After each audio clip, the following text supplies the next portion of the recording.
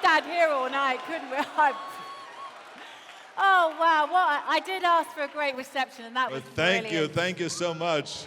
Now I'm all pumped up. Yeah, he's pumped up. Yeah, I know about your pumped up, because on Pumping Iron you said what pumped up was similar to.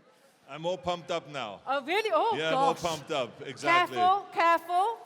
Well, and I'm kind of honored that I come after Sylvester Stallone was here. well, yeah. I mean, do Right? we leave the best till last? I'm not sure. I don't know. I can't get involved in that. No, but that's really fun. And it just shows you the difference.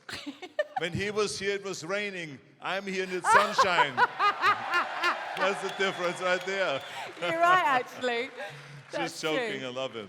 So the one thing that I have to say is, that when I ever mention, I mean, I'm so popular in the pub. I'm really popular. I feel like I'm just full of testosterone myself. But when I look around, I can tell. So when I look around the room tonight, every single person in this room will have either a quote or a one-liner of yours, or a memory of one of your sporting accolades, or a speech, something that's given them a lasting sort of reminder, a lasting testament that's helped them in their lives. And have you got anybody like that? Anyone that you remember from, a book or a film that does the same thing? Because everybody will have a memory here. Well, I mean, I think that the person that has had one of the coolest one-liners was Clint Eastwood, right? Yeah. When he said, "Make my day." Yeah. That's of course with the German accent now. But Yeah. I mean, I think that he had some really cool lines, and he was one of my idols when I wanted to become an actor. I always wanted to become like a Clint Eastwood. But even in politics, I suppose, as well, because obviously he became mayor of, was it Carmel? Was it Carmel? Well, It's Carmel, isn't it? I've read your book. It's a really big book. It's about that thick, Arnold. I had 2 holidays in Turkey to get through it. well, I tell you one thing. First of all, when you say in politics, I mean, let's be honest, most politicians are boring, Yeah. right? I mean, they have no sense of humor. Yeah. Everyone true. is so scared all the time about saying the wrong thing. Everyone is so scared about making the wrong move. It's like, have you ever noticed politicians smoking cigars? Never.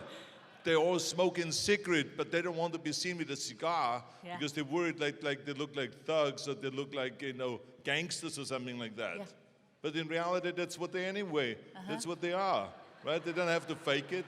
I mean, they pretend like they're all dressed up and decked out and all this stuff. But, when I was governor, I was myself.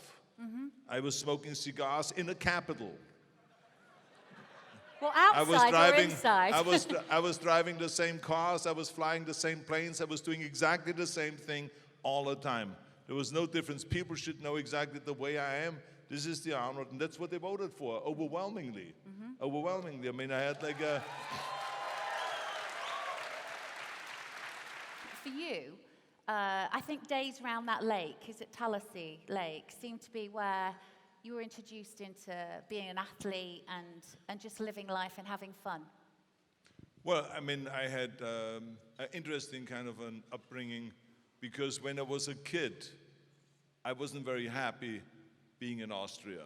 I grew up after the Second World War, and we were occupied actually by the British, Yep. our section of Austria, Styria. And so there was very little food around. It was poverty. It was after the war. The men all kind of were very, very pissed off that they lost the war. And so there was a lot of drinking going on, a lot of brutality and stuff like that. We kids were beaten when we did something wrong. So it was that kind of an upbringing, So it was really rough. But at the same time, when I look back now, I say to myself, it was great that I grew up like that, because that's what made me hungry. Yeah. That's what gave me the desire. Yeah. That's what gave me the willpower. And so I don't think that I would have made it as far as I did without that kind of an upbringing. You know, my father was a disciplinarian. Yes. So in the morning, I had to already do push-ups and sit-ups and knee bends and do all of those things in order to earn breakfast. So that to me, that was a very strict kind of an upbringing, but it was that discipline that he indoctrinated into us, and you know, the work ethics, that you always have to work and to go and work for somebody and do something good for someone. He always said to me, be useful. I don't care what you do, but be useful. And still today, when I sleep in late, like past 5:30 in the morning, I wake up to that line when my father said, be useful. I said, well, I'm not useful now, I'm just lying around here. And it's, so it sticks with you, you know, and so it is with you your whole life. And so today I'm so thankful that my father was strict, that my mother was strict, and you know, the last thing they ever wanted is for me to go and leave Austria and become a bodybuilder, go to America, get into acting and all of those things. You know, they wanted me to just be like every other Austrian, you know, to marry a girl by the name of Heidi and have have 5 kids and run around like the Von Trapp family, you know, in the Sound of Music, something like that. So that's what they envisioned for me, but that was not my vision. My vision became quite different. But it was interesting as well, where your entrepreneurial skills came in quite early, because you were selling ice creams, weren't you, around the lake at one point? Well, you know, when you are growing up with no money, then you get to become very creative. Yeah. And so I became creative. I said to myself, okay, how can I make some extra money so I can buy myself a training suit? How can I make some money so I can buy myself a bicycle? Because my parents wouldn't buy any of that, because they literally had just the money, you know, to feed us, to get us some food. And we only had like once a week we had meat, and the rest of the time was vegetables and potatoes and stuff like that, and bread. But so I decided, when I watched, there was around 3,000 people around the lake on a Sunday. Right. When there was a beautiful weather. And so I decided that I'm gonna go to the restaurant in the front, and I get a cooler, a box, and I'm gonna put ice cream in there. And there's popsicles, actually, you know, the ice cream, really popsicles. And I fill it up, and the guy gave it to me I remember, for 1 shilling. And then I went out there and I sold it for 5 shillings. See? And so I went around the lake and went to people when they were lying on a blanket, and I said, you know, you want some ice? And of course everyone was hot, and it was a really warm day. And you know, I sold this, and by the time I was finished, you know, I made some really serious money. I made over 200 shilling profit from that after I paid him back. And so from that I could afford a training suit. Or if I did it several weeks in a row, I could then buy a used bicycle with that money. Yep. So this is how I bought myself things. But it taught me right away in the beginning a lesson, which is that you cannot just hang around and not do anything and wait for someone else to take care of you, that you have to go out and do something. Yeah. And so later on in life, when I went to America, I started working, and I started creating a construction company, and I started really getting into business, a mail order business, and how to train your body, and started making money. And so I started making money very quickly. Before I ever made money in show business, I started making enough money to buy an apartment building, and then to buy another apartment building, and a bigger one, and a bigger one, and really I became wealthy from real estate before I ever made any money from acting. But it enabled me to go and to take roles that suited, that I wanted to take, rather than that I had to take because I didn't have any money and I had to feed myself. So this is why it was very important that I became a millionaire way before I really broke into films and really became successful in films. Didn't know that, you see. So did you ever have to audition then, or not? Did you audition ever? I tell you, I don't remember having auditioned. No. No. I can't see that. I think that what happened was, I was hired for the first movie for Hercules in New York because I was Mr. Universe. Yes. And, well, thank you. You're very kind. That's all I can tell you. Because this movie, I mean, when it came out, it went right into the toilet. So thank you very much for applauding a little bit there. But, you know, it was, I have to say that I don't ever shy away from failing. Because it was a failure, the movie, but it was a good stepping stone for me. I learned what is important. You know, that I need to work on my acting. Yes. I needed to work on my English language. This was 1969. I just came to America. I barely spoke English. So I needed to really work on my English language, on my pronunciation, enunciation, It is on quite the accent funny, removal, and all of those kind of things I had to work on 5 hours a day. Just like I worked on bodybuilding 5 hours a day, I had to work on that 5 hours a day. And then when I did that, I broke through and it happened. You know, when I was talking to Sylvester, he did actually say that he thinks with the way he speaks and the way you did, you should have a language school. That's his suggestion. I don't know whether you want to have a chat with him about that later, but he thought that would be quite an interesting thing to do. That he's Well, he's very funny.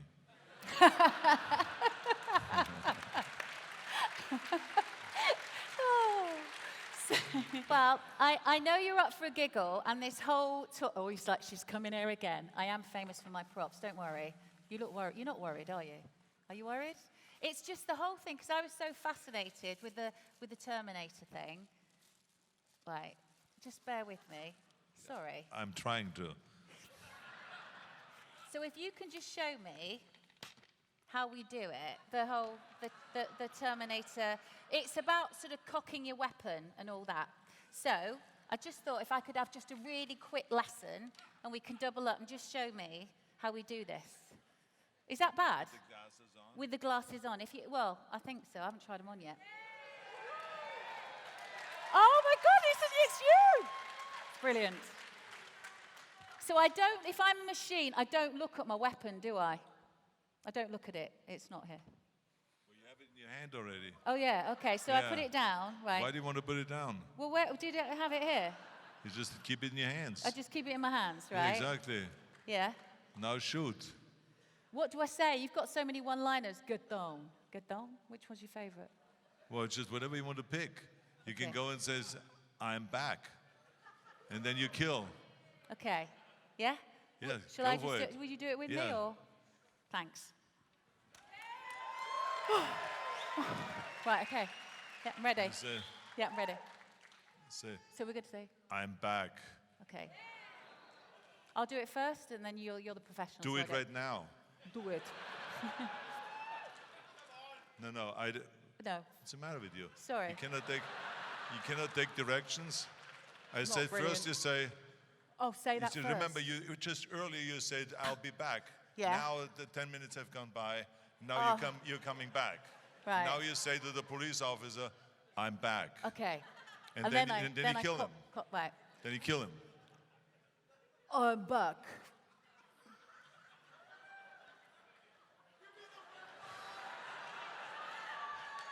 Okay. I think I need to see that how was it's done. really good. So you come in there and you just say, I'm back. Boom. Oh, thank End you. of story. Just kill the motherfucker. Thank you. It's so simple. I don't know. Goodness me. I know she just wanted to have the photo up of us standing there with the gun together. No, I didn't. No, I know I don't- exactly what's going on. But you No, know, I don't think like that, but though. those glasses are a keeper. Yeah, you Thank can have you. those and the book. You're doing all right, to be fair. You've got quite a few freebies, but no, I don't think like that. Honestly, I haven't. I just thought it'd be fun, and it'd be. Have you ever had that done before? I know you've been on James Corden. He does stuff like that. Why shouldn't he? Yeah, exactly. Yeah, no, Why he's, shouldn't he's, I? he's actually very good. Thanks. Yeah, great, Touche. great British for us import for British export. Mm-hmm. Yes. Okay. Very good. Right. Thanks. No, but like I said, you were very good. Thank you. Yeah, it's just you need a little bit of direction, and then you will be getting on a roll. I'm always learning. I'm always Yeah, learning because no, that's exactly, another yeah. thing that you say Exactly. that we should always. We should. Oh. So, what are your plans for the future? I can't believe I'm asking you. What are your plans for the future? Any interesting projects ahead, or do you just want to retire and enjoy life? No, well, I'm not a big believer in retirement. No, I can't imagine that. Look, after you die, you have all the time in the world to retire and not to do something. But while I'm alive, because I have to say that I take this life very seriously. I know this is not a dress rehearsal. I know this is the real deal. And I know this is the only one we have. So you better go and use this life 100% to its fullest.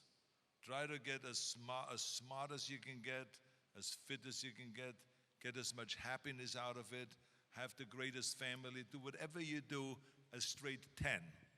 Because this is the only one you're gonna get. And so this is why I always say, you know, we have to go all out. And so I have not ever thought about retirement. As a matter of fact, I think about that I would love to continue and will continue fighting for a clean environment and for a clean energy future.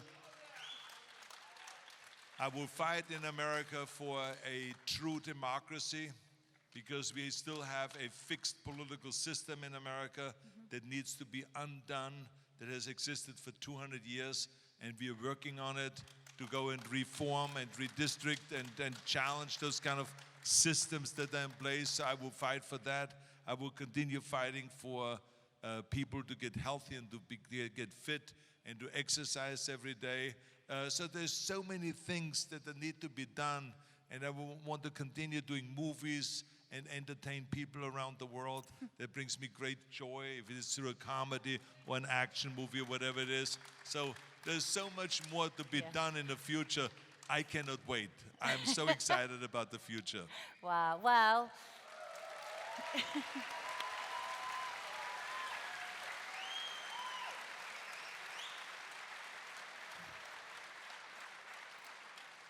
Well, trawling through a lot of documentaries and a lot of chats and all sorts that I've done, there was a friend of yours from one of the gyms in Austria way back in Graz, and he said, well, he was asked to describe you in one word, and he said, joy. And I get it, and I think it's a perfect word for you, Arnold. Thank you so much. I think you brought joy to the whole room tonight, and you've left us with something yet again. And ladies and gentlemen, please give a huge thank you to the wonderful Arnold Schwarzenegger. Thank you. Thank you. Thank you. I'll be back.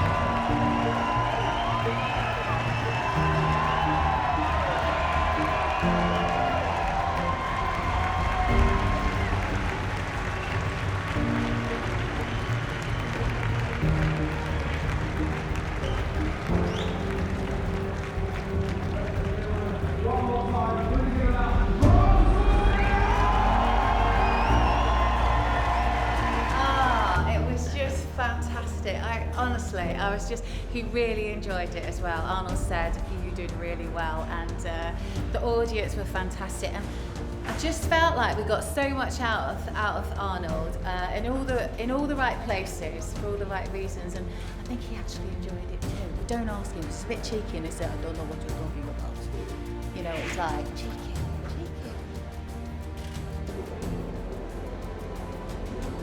Hello, boss. How are you? I'm good, how are you, sir? Did you take the picture? I took the pictures. You took it? I am, fantastic. Okay, where are we taking it? Where are we Over standing? there. Oh, Do you there we want, stand. do you Okay, want right, the yeah. chair, boss? Okay. Yeah, we've got some.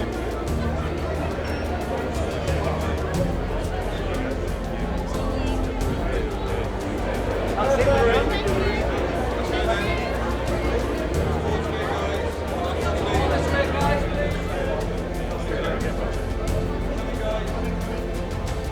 Lovely, thank you. This way, sir. Get down. Thank you. She's got the lift.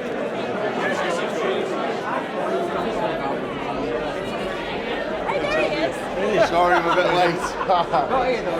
Arnold. You okay? Yeah, absolutely, yeah. So I really just got here, but how are you doing? Don't worry about anything. Looking good. And you? And you look trimmed down. A little bit. Exactly, yeah, very nice. All right, man. Good to see you. I'll get one tomorrow. That's fine. So Daniel, you okay? Good to see you, man. This is vintage for sure.